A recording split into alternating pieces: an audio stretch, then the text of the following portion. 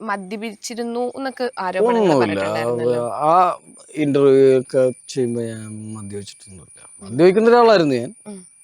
മദ്യപാനമൊക്കെ അവസാനിപ്പിച്ചതാണ്. മദ്യപിച്ചുകൊണ്ട് ആ പെൺകുട്ടിനോട് പറഞ്ഞൊന്നുമല്ല. വിളിച്ചപ്പോൾ നമുക്ക് ദേഷ്യം കയറി എന്താന്ന് വെച്ചാൽ, ഇപ്പൊ നെഹ്റു തന്നെ നല്ല കാര്യം ഒരുപാട് ചെയ്തിട്ട് പഴി കേൾക്കുക എന്ന് പറയില്ലേ, അപ്പൊ നമുക്ക് മാനസികമായിട്ടൊരു ദേഷ്യം വരും.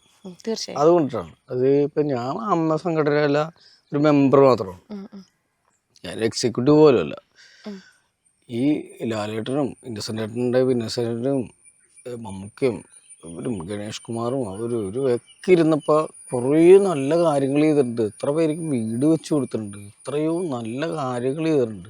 ഇപ്പോഴും ചെയ്തുകൊണ്ടിരിക്കുന്നു. ഇപ്പോഴും അമ്മയുടെ മെമ്പർമാർക്ക് കൃത്യമായിട്ട് എല്ലാ മാസവും അവരുടെ ഒരു ഡോക്ടറുടെ പ്രിസ്ക്രിപ്ഷൻ ഉണ്ടെങ്കിൽ അതിന് മരുന്ന് വീട്ടിൽ കറക്റ്റായിട്ട് വരും. നമ്മൾ ചോദിക്കുക പോലും വേണ്ട. അതേപോലെ ചെയ്യുന്നൊരു സംഘടനയാണ്. അപ്പോൾ ആ സംഘടന കുറച്ച് താഴ്ത്തി കുറച്ച് പേര് വന്നിട്ട് അമ്മ അങ്ങനെയാണ് MMA എന്നൊക്കെ പറയുമ്പോൾ നമുക്ക് ഭ്രാന്ത് കയറും. അങ്ങനെ പ്രതികരിച്ചു പോയതാണ്. നമുക്ക് നമ്മുടെ നിലപാടുകൾ ഞാൻ എല്ലായിടത്തും കറക്റ്റായിട്ട് പറയാറുണ്ട്. അത് കൊണ്ട് പറഞ്ഞു പോയതാണ്. ആ കൊച്ചിനെ ദ്രോഹിക്കാൻ വേണ്ടിയിട്ടോ അല്ലാണ്ട് അതിനോട് എനിക്ക് വ്യക്തിപരമായിട്ട് വിരോധം ഉണ്ടായിട്ടോ ഒന്നുമല്ല. ഈ ഒരു സംഭവം ഉണ്ടായതിനു ശേഷം അത് ചേട്ടൻ എത്രത്തോളം ബാധിച്ചിട്ടുണ്ട്? എന്നെ ബാധിച്ചിട്ടുണ്ടോന്നൊന്നും എനിക്കറിയാൻ പാടില്ല. ഞാൻ പറഞ്ഞപ്പോ വലിയ ഒരു നേതാവാണ്, എനിക്ക് മെമ്പർഷിപ്പ് ഇല്ല എന്നും ഞാൻ അങ്ങനെ പറഞ്ഞത് ശരിയായില്ല എന്നൊക്കെ പറഞ്ഞത്. പക്ഷെ ഞാൻ പറഞ്ഞത് ശരി തന്നെയാണെന്നുള്ളതാണ് ഇപ്പോഴും എനിക്ക്. ഇപ്പോഴും അത് ആ പറഞ്ഞത് ഓർത്ത് ഇതില്ല? ഒന്നുമില്ല. അമ്മ സംഘടന എന്താ ചെയ്യണെന്നുള്ളത് അമ്മ സംഘടനയുള്ള ആൾക്കാർക്ക് അറിയാൻ പാടില്ല, പുറത്തുള്ള ആൾക്കാർക്ക് അറിയാൻ പാടില്ല. അമ്മ സംഘടന ചെയ്യണത് വലിയ കാര്യം തന്നെയാണ്. അതിനി എന്തൊക്കെ പറഞ്ഞാലും അങ്ങനെ തന്നെയാണ്. അപ്പൊ ചേട്ടൻ ബാലുശ്ശേരി മണ്ഡലത്തിലാണല്ലോ മത്സരിച്ചത്. ഇനി എറണാകുളം എവിടെയെങ്കിലും മത്സരിക്കാൻ ഒരു അവസരം കിട്ടിയാൽ മത്സരിക്കും? എനിക്ക് എറണാകുളത്തൊക്കെ അവസരം കിട്ടിയതാണ്. എങ്ങനെയോ പോയി ബാലുശ്ശേരിയിൽ ആയിപ്പോയതാണ്. അത് കുഴപ്പമൊന്നും ഉണ്ടായില്ല. 40-45 വർഷമായിട്ട് ഇടതുപക്ഷത്തിന്റെ കൈകളിൽ അമ്മാനമാടുന്നൊരു മണ്ഡലമാണ്. അവിടെ ചെന്ന് ജയിക്കുക എന്ന് പറഞ്ഞാൽ തന്നെ ഭയങ്കര ദുഷ്കരമാണ്. ഒന്ന് വെറുതെ പേടിപ്പിച്ചിട്ട് വന്നു, അത്രേ ഉള്ളു. അന്ന് പിന്നെ മൊത്തത്തില് തരംഗവും കാര്യങ്ങളും ഒക്കെ ഉണ്ടായിരുന്നു. UDF മൊത്തത്തില് അടിപ്പോയ ഒരു തെരഞ്ഞെടുപ്പ് കാലഘട്ടമാണ്. കോൺഗ്രസിനെ പറ്റി ചേട്ടൻ ഒട്ടും പൊരുത്തപ്പെടാൻ പറ്റാത്തൊരു കാര്യം ചോദിച്ചാൽ എന്തായിരിക്കും പറയാ? സമയത്ത് ഗോളിയാകുക എന്ന് പറയില്ലേ, ഗോളിയാ. ആ സമയത്ത് ഗോളിയാണ്. ആ ടൈമിന് തല്ലുപിടിക്കരുത്. ആ ടൈമിന് കളിക്കാർ തമ്മിൽ തല്ലുപിടിച്ചു കഴിഞ്ഞാൽ അത് സംഘടനയെ ബാധിക്കും, ആ കൂട്ടായ്മനെ ബാധിക്കും. ആ ഒരു കാര്യത്തിൽ കോൺഗ്രസ് എപ്പോഴും പ്രശ്നമാണ്. സമയത്ത് ഒരു തല്ലുപിടുത്തം ആരെങ്കിലുമൊക്കെ ഇട്ട് ഈഗോ വർക്കൗട്ട് ചെയ്ത് കൊണ്ടൊന്ന് അങ്ങനെ ഉണ്ടാവും. കോൺഗ്രസ്സിൽ ഇഷ്ടം പോലെ പ്രതിഭാധനരായിട്ടുള്ള നേതാക്കളുടെ സംഘടനയാണ്. ആരെ വേണമെങ്കിലും മുഖ്യമന്ത്രിയാക്കാൻ പറ്റിയ ഒരു പാർട്ടിയാണ്. അത്രയും നല്ല നേതാക്കൾ ഉണ്ട്. സമയത്ത് തല്ലുപിടിക്കരുത്.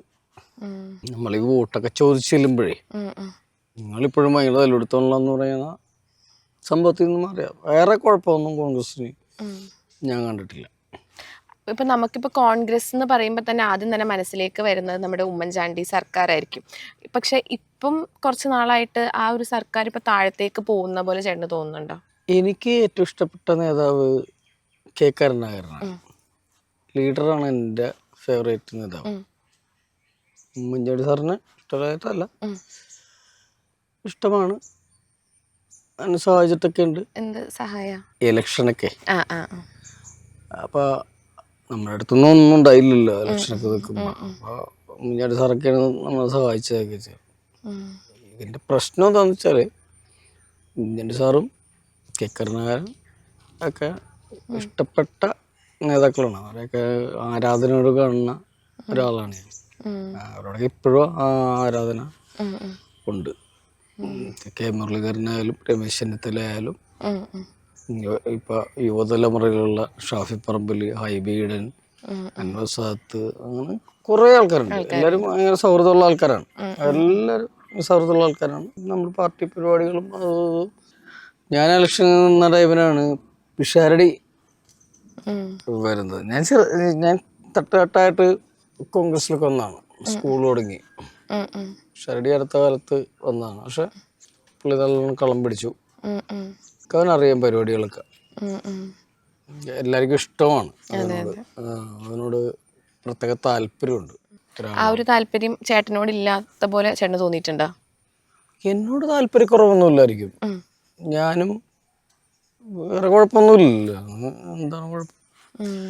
മത്സരിക്കാനും പിടിക്കാനൊക്കെ ഇനിയിപ്പോൾ നിൽക്കില്ലെന്നേ ഉള്ളൂ.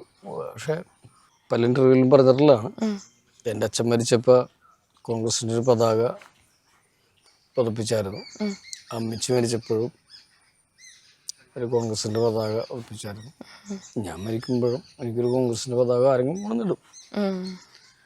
അടിയുറച്ച കോൺഗ്രസ്സുകാരനാണ്. അതിൻ്റെ പേരിൽ എനിക്ക് കുറച്ച് പ്രശ്നങ്ങൾ ഉണ്ടായിട്ടുണ്ട്. നമ്മൾ പറയണ ഈ ഭൂരിപക്ഷത്തിൻ്റെ ഇടയിൽ നമ്മൾ എല്ലാം നേരത്ത് ഒത്തിരി പ്രശ്നം ഉണ്ടാകാറുണ്ട്. അപ്പം നമ്മൾ പറയുന്നത് മുഖവിലക്കെടുക്കാതിരിക്കുക, അങ്ങനെയൊക്കെയാണ് നമ്മൾ പറയുന്ന നിർദ്ദേശങ്ങൾ കേൾക്കാതിരിക്കുക, അങ്ങനെയൊക്കെയുള്ളു. അല്ലാണ്ട് വേറെ പ്രശ്നങ്ങളൊന്നും എനിക്ക് അനുഭവപ്പെട്ടിട്ടില്ല. ഇപ്പം രാഷ്ട്രീയ തുറന്നു പറച്ചിൽ പോലെ തന്നെ പല കാര്യങ്ങളിലും ചേട്ടൻ ഒരുപാട് തുറന്നു പറച്ചിൽ നടത്തിയിട്ടുണ്ട്. ലൈക്ക് മുഖം നോക്കാണ്ട് തന്നെ ചേട്ടൻ എല്ലാ കാര്യങ്ങളും പറഞ്ഞിട്ടുണ്ട്. അപ്പോൾ അങ്ങനെ പറയണോണ്ട് തന്നെ ചേട്ടന് ശത്രുക്കൾ കൂടുതലായിരിക്കും. ഉണ്ടായിരിക്കും. എനിക്ക് സോഷ്യൽ മീഡിയയിൽ ശത്രുക്കൾ കൂടുതലാണ്. ഞാൻ അങ്ങനെ സോഷ്യൽ മീഡിയ ശ്രദ്ധിക്കുന്ന ആളൊന്നും അല്ല. അതിൽ വലിയ പോസ്റ്റ് ഇടുന്ന ആളല്ല. ഒരു ഫോട്ടോ പോലും പോസ്റ്റ് ചെയ്തിട്ട് വർഷങ്ങളായിട്ടുണ്ടാവും. പക്ഷെ എനിക്ക് ഞാൻ എന്തെങ്കിലും ഒരു പോസ്റ്റ് ഇട്ടാൽ ഉടനെ തന്നെ നെഗറ്റീവ് കമന്റ്സ് വരും. അത് നമ്മൾ അറിയാൻ പാടില്ലാത്തതുകൊണ്ടാണ്. നമ്മളാ വ്യക്തമായിട്ട് മനസ്സിലാക്കിയാൽ അവരൊന്നും അത് ചെയ്യില്ല. അങ്ങനെ ചെയ്യാൻ പറ്റില്ല. നമ്മളങ്ങനത്തെ ആളല്ലെന്ന് മനസ്സിലാക്കണം. മനപ്പുറം ദ്രോഹിക്കല് ഉണ്ടാവും. സോഷ്യൽ മീഡിയ അല്ലാണ്ട് തന്നെ റിയൽ ലൈഫിൽ അങ്ങനെ എന്തെങ്കിലും ശത്രുക്കൾ? റിയൽ ലൈഫിൽ എന്നെ അറിയാവുന്ന ആൾക്കാരൊന്നും ഒരിക്കലും അങ്ങനെ ശത്രുക്കളായിട്ട് വരില്ല. സിനിമയിലോ രാഷ്ട്രീയത്തിലോ അങ്ങനെ എന്തെങ്കിലും? ഒരിക്കലുമില്ല. ഒരു സ്ഥലത്തും അങ്ങനത്തെ ആൾക്കാരെ ഞാൻ കണ്ടുമുട്ടിയിട്ടില്ല. ഒളിയമ്പ് ഉണ്ടോന്ന് എനിക്കറിയാൻ അറിയില്ല. അത്രേ ഉള്ളൂ. അല്ലാണ്ട് ശത്രുക്കളൊന്നും പരസ്യമായിട്ട് ശത്രുക്കൾ എനിക്കില്ല.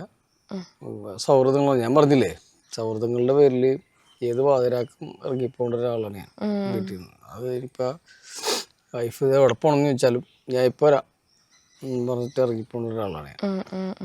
എപ്പോൾ വരുന്നു എപ്പോൾ പോകുന്നു ഒന്നും പിടുത്തം കൊടുക്കാതെ ഞാൻ അതിന് വേണ്ടി ഇറങ്ങിപ്പോപ്പെടും. അതായത് ആരുടെ എന്താവശ്യത്തിന്. അപ്പം രാഷ്ട്രീയത്തിൽ ഒരു കൈ നോക്കിയ ചേട്ടൻ എന്തുകൊണ്ട് അമ്മ തിരഞ്ഞെടുപ്പുകളിലൊക്കെ സജീവമായി നിൽക്കണില്ല? നല്ല ഉത്തരവാദിത്തമുള്ള പണിയാണ്.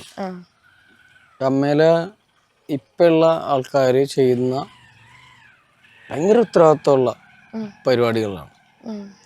ലാലേട്ടനാണെങ്കിലും ദാവരായേട്ടനാണെങ്കിലും ടിനി ടോമു, സരയു, അൻസിബ തുടങ്ങിയ എല്ലാവരും പേരെടുത്ത് പറയുന്നില്ലെന്നേ ഉള്ളൂ. പക്ഷേ എല്ലാവരും മികച്ച പ്രവർത്തനം കാഴ്ചവെക്കുന്ന ആൾക്കാരാണ്. അപ്പോൾ അത് നമ്മൾ നോക്കണമല്ലോ. നമ്മൾ എന്താ പറയണത്, നന്നായിട്ട് പ്രവർത്തിക്കുന്ന ഒരു കമ്മിറ്റി പിന്നെ എന്തിനാണ്? ഞാനതിൽ തിരഞ്ഞെടുപ്പിൽ നിൽക്കാനോ എന്നോട് ചോദിച്ചതാണ്, നിൽക്കുന്നുണ്ടോ എന്നൊക്കെ ചോദിച്ചതാണ്. വേണ്ടെന്ന് വെച്ചാൽ